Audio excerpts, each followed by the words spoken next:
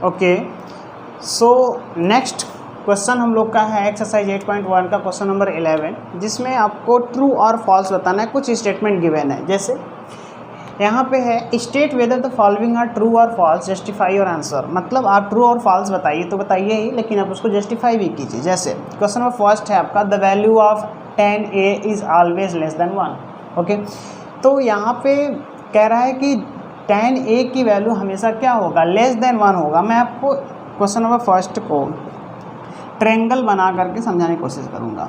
एक ट्रायंगल बना लेते हैं।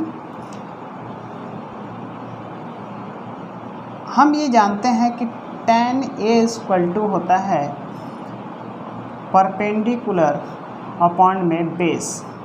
क्या होता है, परपेंडिकुलर अपॉन में बेस। ठीक है, तो परपेंडिकुलर मतलब यह हुआ और बेस यह हुआ।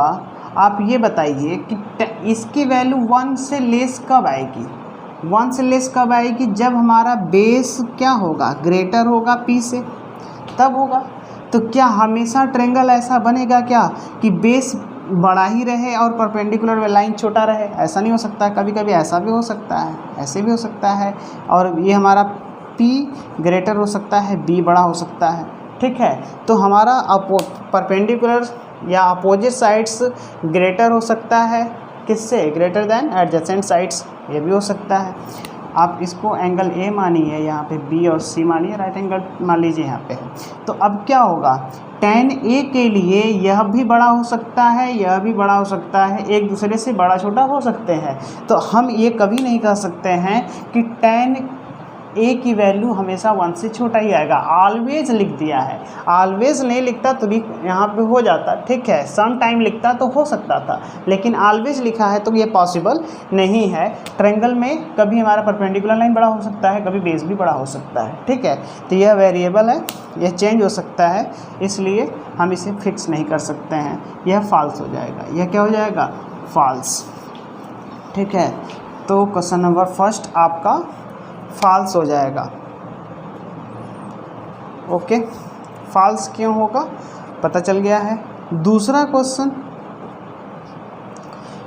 क्वेश्चन कह रहा है क्या, sec a equal to 12/5 for some value of angle a। ठीक है, अब सेक a का कहानी सुन लीजिए। यहाँ पर a है, यहाँ पर b है, यहाँ पे मान लीजिए c है।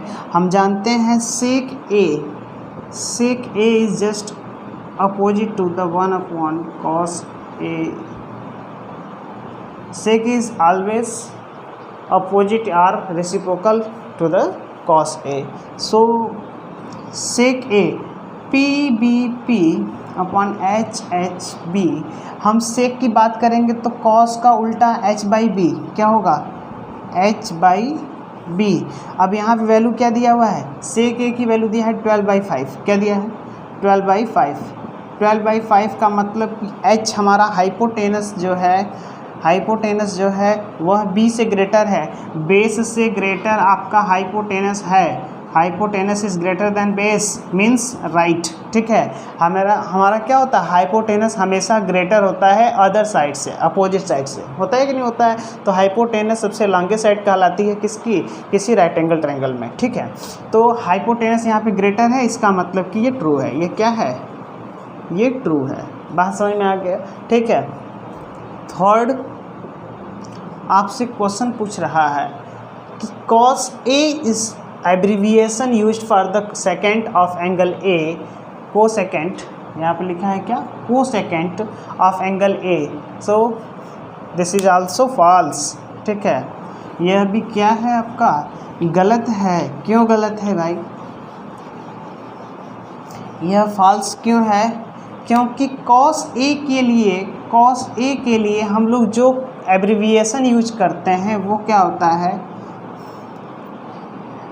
Abbreviation used for cos a is abbreviation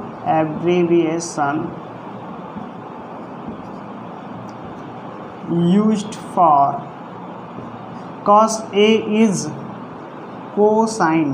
क्या होता है, कोसाइन होता है। ठीक है, और यहाँ पे जो कोसेकेंट है, कोसेकेंट का होता है आपका कोसेक ए। ठीक है। एब्रीविएशन यूज फॉर कोसेक के इज कोसेकेंट, ठीक है।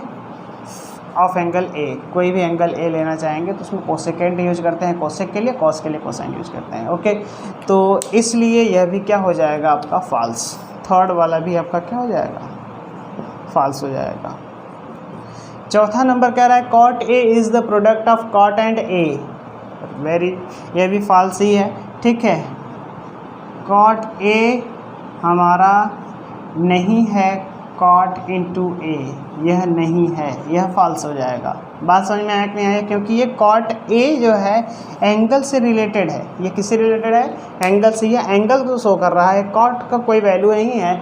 जैसे कि आप मछली और पानी का एग्जाम्पल ले सकते हैं, मछली पानी से रिलेटेड है, ठीक है, वो उस पर निर्भर है, मछली को बाहर निकाल दीजिए तो मछली मर जाएगी, और मछली की कोई वैल्यू नहीं है विदाउट वाटर।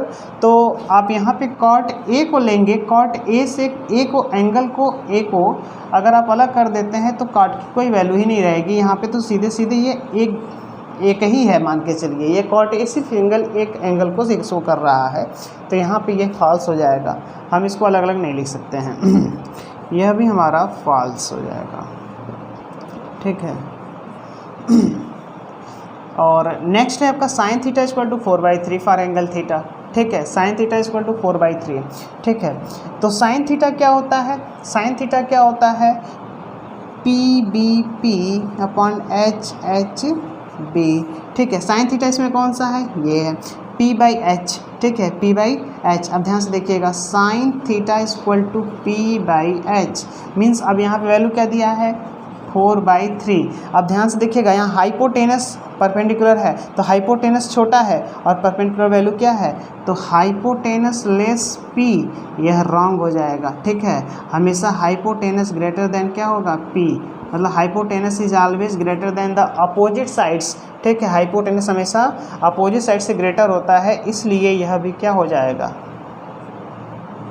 फॉल्स हो जाएगा, ओके। तो इतना समझ में आ गया होगा आपको, कोई प्रॉब्लम इसमें नहीं होगा। तो आज के लिए बस इतना ही। नेक्स्ट है, मिलते हैं हम लोग नेक्स्ट वीडियो में, एक्सरसाइज 8.2 लेकर के आएंगे, क्वेश्चन नंबर 1 से लेकर के सभी क्वेश्चन को सॉल्व करेंगे, ठीक है। Thank you.